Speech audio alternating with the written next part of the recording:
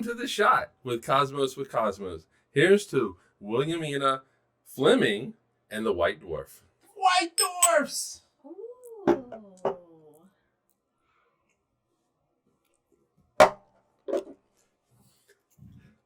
You know, one of the first pictures ever taken of a nebulae was in 1888 by Miss Fleming's, and it is of the iconic Horsehead Nebula. Oh, yeah. Yeah. So our story with her starts years before that, though. Okay. She is from Scotland originally, and she immigrated to the U.S. Yes. She immigrated to the U.S., got pregnant, and her asshole husband bolted. He left. He deserted her. Hey. Yeah. So she has to figure out what she's going to do. Uh-huh. And she... What year is this? Sorry. It's in the 1800s. Oh, okay. Well, All the right, picture was Okay, 18... so this is 1880. in the 1870s, 1880s. All right, Yes. So. And so she has to get a job to support herself and her baby. And she goes to an astronomer, Edward Pickering, and applies for a job. We talked about him before. Yes, we have. Not Check the out best. one of the previous shots for that. And he hires her. He hires her, however, as a maid. Right, because Pickering had Pickering's House of something or another, which wasn't a great name. I'm If I not... remember this correctly from... Okay, but anyway, hired as a maid. Right, yes. One day, Obviously. one day, he is really irritated with his male assistants. And he screams in the office that his Scottish maid could do a better job than they could. And she was like, yeah. He actually hires her.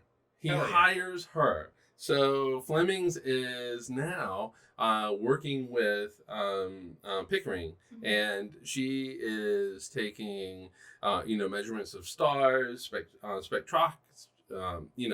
of stars, studying spectrums of stars, and so forth and so on. And let's fast forward a little bit to 1910. Henry Russell of Hertzsprung-Russell fame. Hertzsprung-Russell! Diagram! Yes, the stellar diagram of stars, Stellar main sequences, evolution. all that kind of stuff, which actually could be a shot all into itself. But anyway, he was perplexed by a star. It Give him was trouble, eh? Omicron It Eridani. would be Omicron giving him trouble. Omicron Eridani. We knew the distance. He knew the distance to that star, but it was very faint, and he didn't quite understand why. So he got in touch with Pickering and with Fleming's, and he was like, because at this point in the game, they have done amazing work with spectrums of stars, studying That's spectroscopy. studying spectrums of stars, and so Russell wanted them to do the spectrum of this star. Okay. And with that, let me read a description. Excellent. Ooh. All right. So he has reached out to them to get the spectra of this star because he knew the distance, and he didn't understand why it was so dim. What was the distance? I don't know. But he's going the distance. He's going for speed. He's going for spectrum. So this is Russell describing the situation, and he goes, and so we telephoned down to the office of Miss Fleming. He telephoned down, which to me in 1910, Yes. I was not expecting a telephone.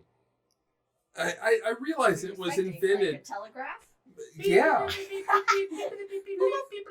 Anyway, and so we telephoned down to the office of Miss Fleming, and Miss Fleming said yes, she'd look it up. Okay. Oh. Yeah. In half an hour, she came up and said, "I've got it here. Unquestionably, spectral type A, which is Excellent. a pretty bright, anyway. So it should be more luminous in the sky. It should be, but it's very dim. At its whatever its distance is. Yes. So this is Russell continuing on. Okay. I knew enough even then to know what that meant. What did I you mean? was flabbergasted. You used the word flabbergasted! The most early 1800s word. Oh, I'm ever. just discombobulated about this 1910. flabbergasting. I was really baffled, trying to make out what it meant. Then Pickering thought for a moment, and then said with a kindly smile, "I wouldn't worry. It's just these things which we can't explain that lead to advances in our knowledge. This Oh, motherfucker. can we have more of that thought? Well, at that moment, Pickering, Miss Fleming, and I were the only people in the world who knew of the existence of white dwarfs. That is my favorite moment in any history, I have when there's papers. 1 or 2 people that just know the existence of something special and no one else knows about it yet. I know. love that But moment. That- was why. White Dwarf coined yet as a term? No, it was not. So they didn't did they understand what it coin it? was. They didn't understand what it was, but they knew of They its had existence. something that was not.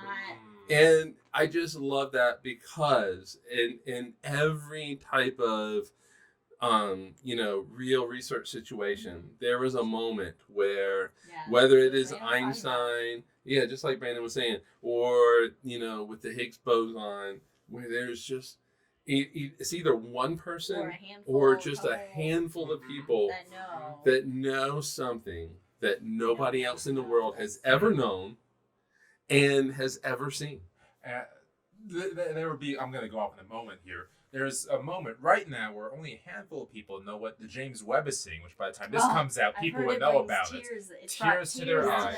There will be a eyes. moment where only one person or a handful of people know when first contact is made. There's only a handful of Yeah. people that will know for a moment when the grand unifying theory is discovered, and those people will know significantly more than anyone else on planet Earth. But there's a moment. Oh. Yeah, You there's a think moment. This is Oh. it. And with James Webb, things are embargoed. Like with Hubble, they're embargoed for like a year. Not quite even for this first image. Not even the press or whomever has access to it yet. It's Right? No, completely- I get you, but Yeah.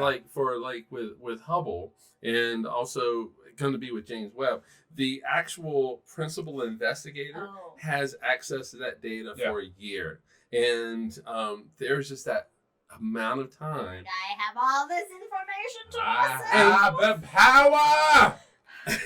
Sorry, Power. I just went It's the man. power of Grayskull. Yes. Power of And I Grayskull. just think that is just an amazing thing, and this is why it's one of my favorite stories.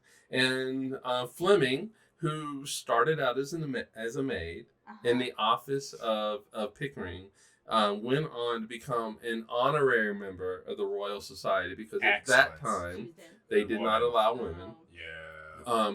But she discovered 10 novae, 300 variable stars, and was the first to measure the spectrum of a meteor. Excellence. That's And that is the story. That is the story of Williamina Fleming and the White Dwarf. very Go girl. excellent. Cheers.